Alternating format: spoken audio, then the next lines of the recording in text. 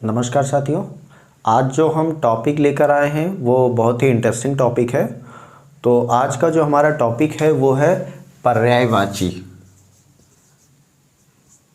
पर्यायवाची पर्यायवाची इसमें हम ये नहीं पढ़ेंगे कि किस शब्द के कितने पर्यायवाची हैं, आग के कितने पर्यायवाची हैं, जल के कितने पर्यायवाची हैं, ये हम इसमें डिस्कस नहीं करेंगे। हम इसमें बात करेंगे कुछ इंटरेस्टिंग फैक्ट के कि पर्यायवाची शब्द आखिर में होता क्या है और क्या दुनिया में जो हम पर्यायवाची शब्द पढ़ते हैं क्या वास्तव में वो एक दूसरे के पर्यायवाची होते हैं या नहीं। तो इस बारे में आज हम बात करेंगे। तो चलिए शुरू करते हैं। देखिए, एक फिलॉसफर था जिसका नाम था क्वाइन। क्वाइन जो था ये लिंग्विस्टिक फिलॉसफर था। लिंग्विस्टिक फिलॉसफर का मतलब होता है भाषा दार्शनिक था। उसने बताया कि दुनिया में कोई भी दो शब्द पर्यायवाची नहीं होते हैं, यानी कोई भी दो शब्द ले लीजिए जो पर्यायवाची हो तो वो वास्तव में पर्यायवाची नहीं होते हैं। जैसे जल और पानी, हम जानते हैं कि जल का पर्यायवाची पानी होता है, लेकिन वास्तव में ये जो है वो जल का पर्यायवाची पानी होता ही नहीं है। तो उसने बताया कि दुनिया में कोई भी दो शब्द जो होते हैं वो पर्यायवाची नहीं होते। तो उससे लोगों ने पूछा कि ऐसा क्यों बता रहे हो भाई, हम लोग तो बहुत सारे पर्यायवाची शब्द पढ़े हैं, जल के 10 पर्यायवाची, आग के 10 पर्यायवाची।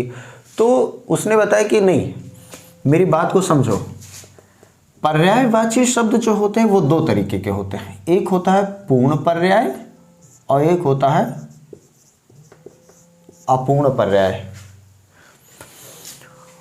पूर्ण पर्याय का मतलब यह हुआ कि जैसे मान लिया ये दो शब्द हैं जल और पानी।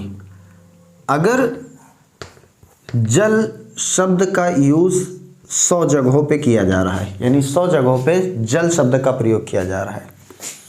अगर पानी भी 100 जगहों पे यूज किया जा सके, यानी जहां जहां पे जल लिखा है वहां पे अगर पानी लिख दे और उसके अर्थ में ना तो इजाफा हो और ना ही नुकसान हो, यानी जहां पे जल है वहां पे अगर हम पानी रख दें, पानी लिख दें और उसके अर्थ में कोई परिवर्तन ना हो। परिवर्तन का मतलब है कि ना अर्थ बढ़े ना अर्थ घटे, तो कहेंगे कि जल और पानी एक दूसरे के पर्याय हैं।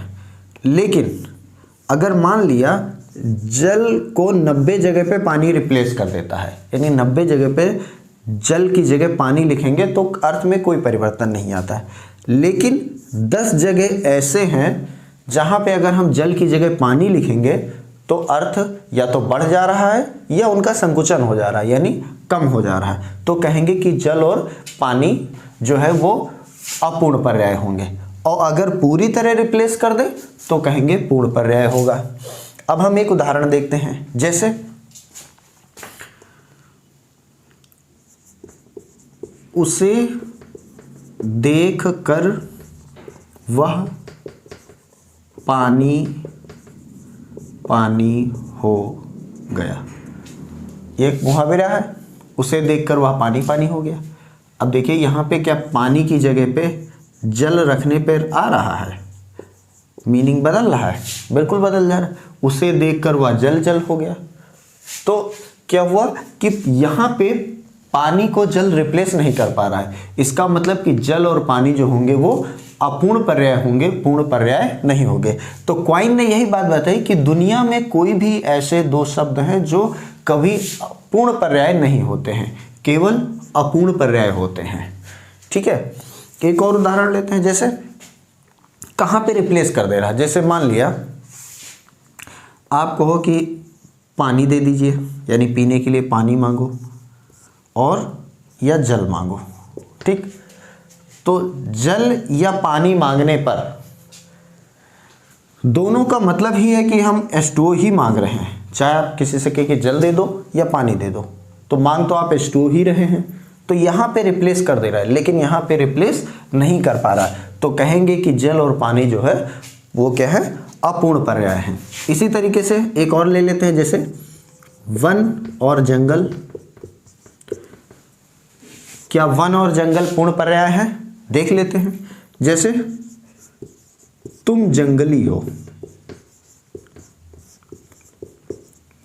ये शब्द है, तुम जंगली हो, इसमें वन रख के देख लो, तुम वन हो, तो इसको रिप्लेस नहीं कर पा रहा है, यानी जंगल शब्द को वन रिप्लेस नहीं कर पा रहा है किसी जगह पे, तो कहेंगे कि जल और वन और जंगल जो है वो क्या है, अपूर्ण पर्याय है।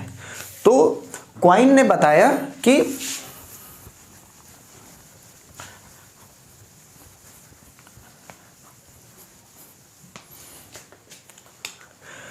उन्होंने बताया कि डिनोटेशंस सेम होते हुए भी कनोटेशन डिफरेंट हो सकता है, कनोटेशन डिफरेंट हो सकता है। मतलब डिनोट आप एक ही वस्तु को कर रहे हैं, लेकिन कनोटेशन का मतलब होता है भाव बदल जाता है।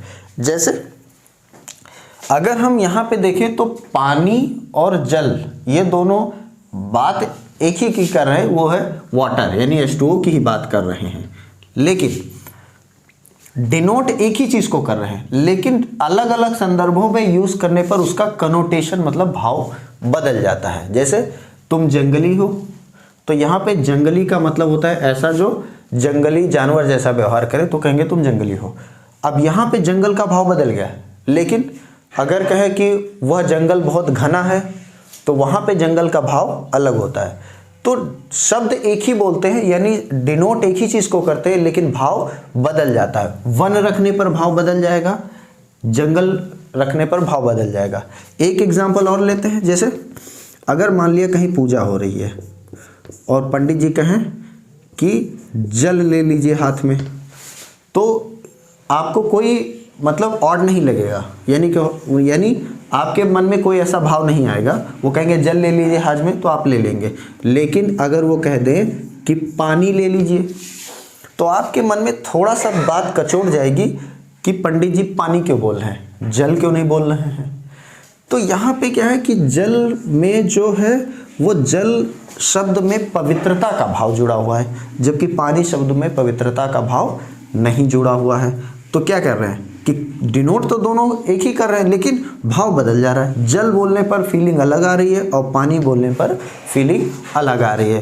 तो क्वाइन ने कहा था कि डिनोटेशन सेम होते हुए भी कनोटेशन डिफरेंट हो सकता है। तो ये था पर्यायवाची को लेकर कि दुनिया में कोई भी दो शब्द पूर्ण पर्याय नहीं होते हैं, हमेशा अपूर्ण पर्याय ही होते हैं। तो ये बात जो है क्वाइन ने बताया था। फिर नेक्स्ट वीडियो में मिलेंगे, तब तक के लिए नमस्कार।